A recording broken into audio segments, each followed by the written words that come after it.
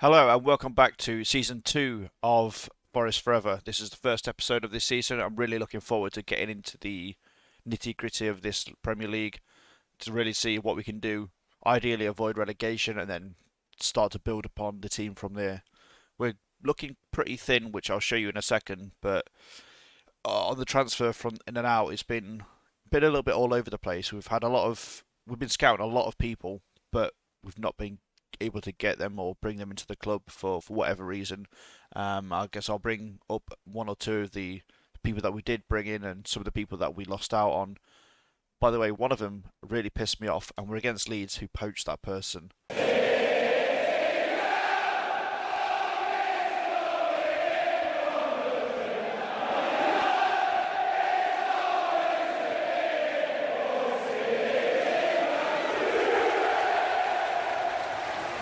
So here's how the squad's looking right now. And I guess if you want to cast your eye, you can find out who has been brought in if you have been paying attention from the previous episodes. But yeah, we're very thin. How many does this have now? I think we're like 20, 22. However, there's like one or two, maybe three more people that I'm looking to bring in anyway. But let's get into the transfers and I can show you all of that sort of stuff. So first of all, we've got Matias Rojas, who is pretty much on his way in. He's just waiting for his work permit, which is due tomorrow, and the scouts say he should be fine, and he's going to get that, so that's no big deal.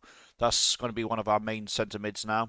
So the ideal setup is going to be Almeida as the register, um, Ryan Yates as the ball winner midfielder, and then this guy's going to be like a Mazzala, and ideally our set piece taker because he's got decent free kick taking, which is something we need because we don't really have any fantastic set piece takers to really make a difference from a dead ball situation. So he's going to have that covered for us. Plus, he's not ridiculously expensive or ridiculous for wages either. He's 25, which is not a bad age, I guess. He's got a few more years and can still develop, but he's also probably one of the more senior players in this team at the moment. So on the in, we've now got João Pedro, who is classed as a wonder kid, as I'm sure you're well aware, and I'm thinking he was on the last game too. It's going to cost us £39 million, which is broken up by like 20 million up front. No, 19 million up front, and then it's like 10 million over the next two seasons. Not a big deal because our transfer budget should be like 18, 20 million at least for the next season. And then after that, I'm only assuming it's going to be around the same level, if not more. So it gives us a little bit of wiggle room if we want to make any signings for the future seasons, but also ideally the signing will pay off big time, especially for the now. Not having to spend out the whole amount is perfect. It allows us to get a few more players into to put a bit more depth in the squad. In terms of outs, we've got rid of Harriata because he's just not going to cut it at this level anymore. I tried to sell him, but we had a loan offer who are paying they're paying a fee on top of his wages.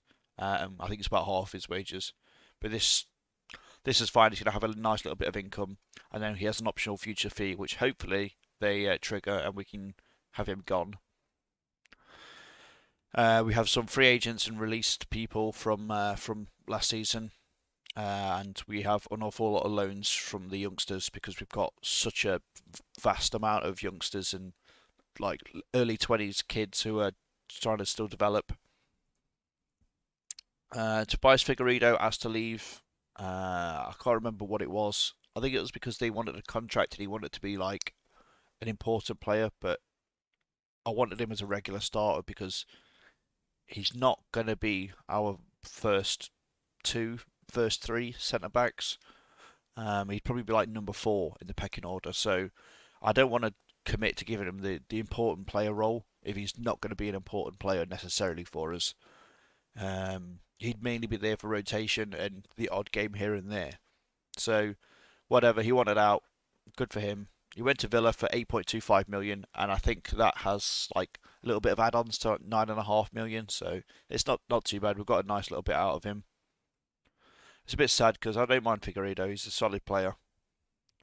We have Fakad Basham, who again is someone who's not going to really play for us. I had no idea of what I wanted to do with him last season. Wasn't really interested. So we managed to get a nice little deal and sent him off to South Korea. So I guess we made a nice little profit on him. This was done in real life, but this is very much done by us and orchestrated by us. But it's going to be 6.75 million with add-ons, which is very nice. I don't remember all the add-ons. Can I find the add-ons? No, it's basically 130k per game for the next like 10 games, I think it was. So this is in the middle of happening, which is nice. A little bit of extra income. We love that. Nicholas Yano, I just loaned him out constantly. I don't want him. Get him off the wage books. He's like 8k or something. I think we had to commit to give him like 2,000 a week, but he's only signed a 2-year deal, so it's not a massive problem for us. Get rid of him. He's never going to be used. I don't know why he was brought in real life. He just doesn't seem that good. And that's everything for the outs. I've mentioned João Pedro. We did bring in 2 more people here, but they didn't count as this season. Probably because it was like the deal was agreed just before it changed over and like refreshed itself to put us in the Premier League. So we do have Cyrus Christie back.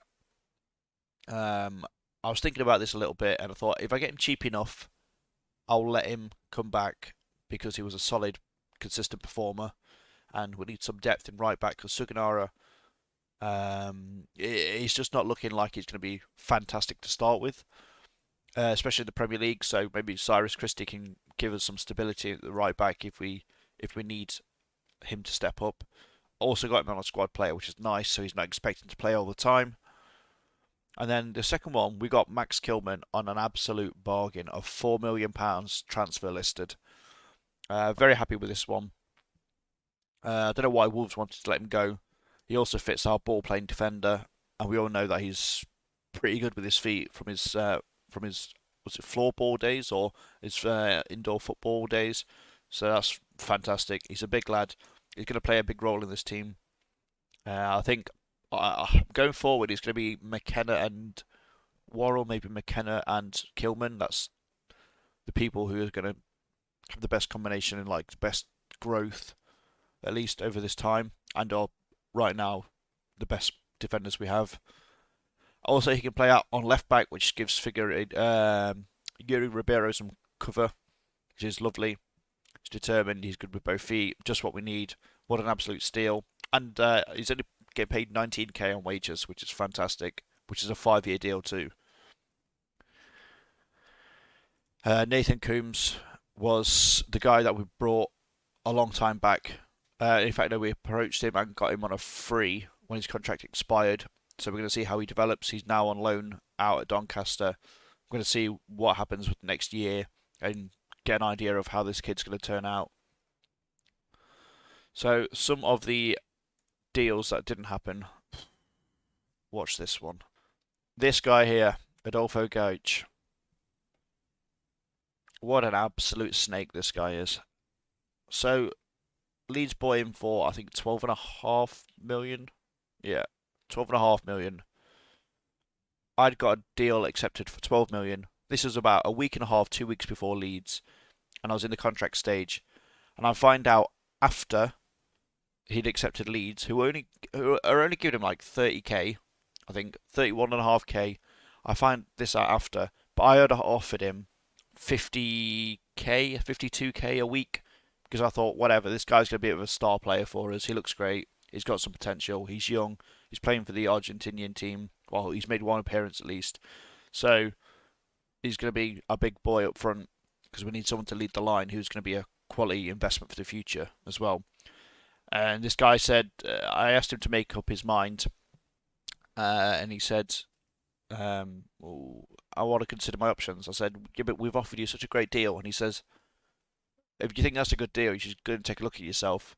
Which I thought, what a cheeky bastard. So, I mean, I guess maybe I didn't want him because of the cheek. But secondly, finding out that Leeds offered him half of what we offered him, and he decided to go there still. What an absolute fucking meme this guy is. I hope he breaks his ankle and doesn't play for the whole season. But talking of injuries, we do have Max Kilman out for 3 to 6 weeks. I think it was about maybe a week ago or something like that. He did his knee in training, which is unfortunate. He's not going to be there for the start of the season, but it's not a ridiculously long time to wait for him. He's only going to miss about maybe 4 or 5 games because I think there'll be an international break quite early on.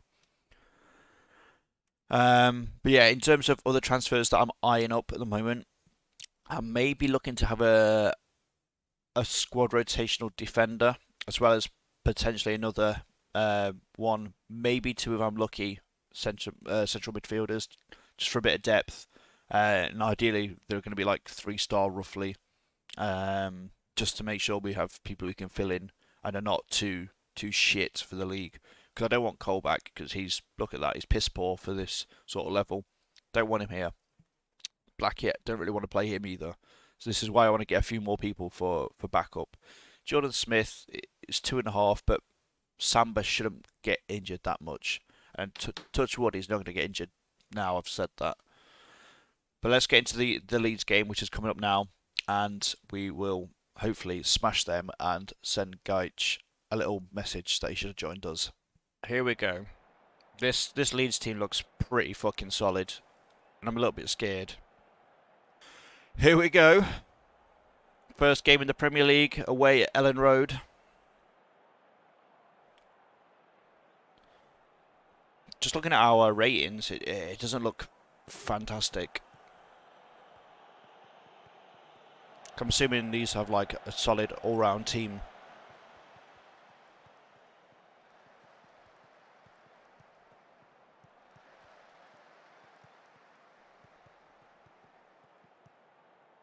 Go on then. Ah! Oh my god! Is this who I think it is here?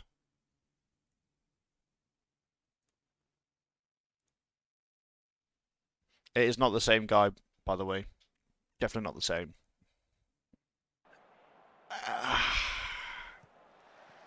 Oh!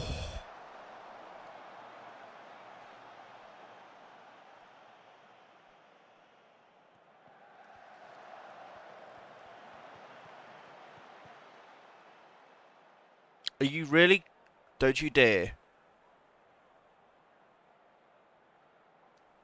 Come on. What a fucking knobhead.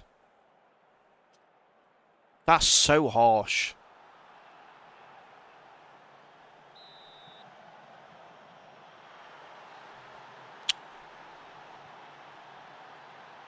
This is looking like a bad game already.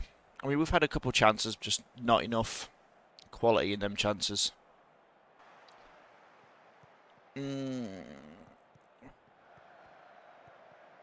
If we can get a goal, I'd be content because it shows that we can score. That's all I want. I want to see that we can score. Because this is fucking piss poor. Like, how is this happening?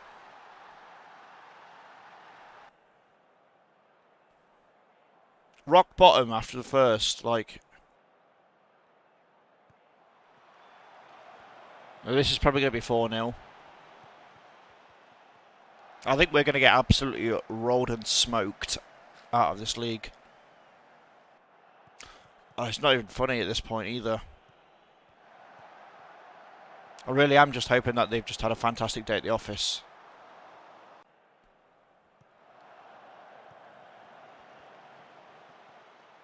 I'm glad to see Christie's got a knock already.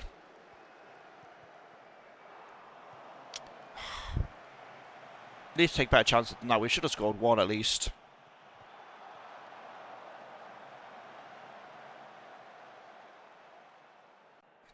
Not an ideal start, that's for sure. I need to find some quality in between this game and try and just revamp our midfield because it's not looking good. We're not really... It's just not looking good at all. I'm not enjoying this. I mean, it's one game, so I can't get too into it, but...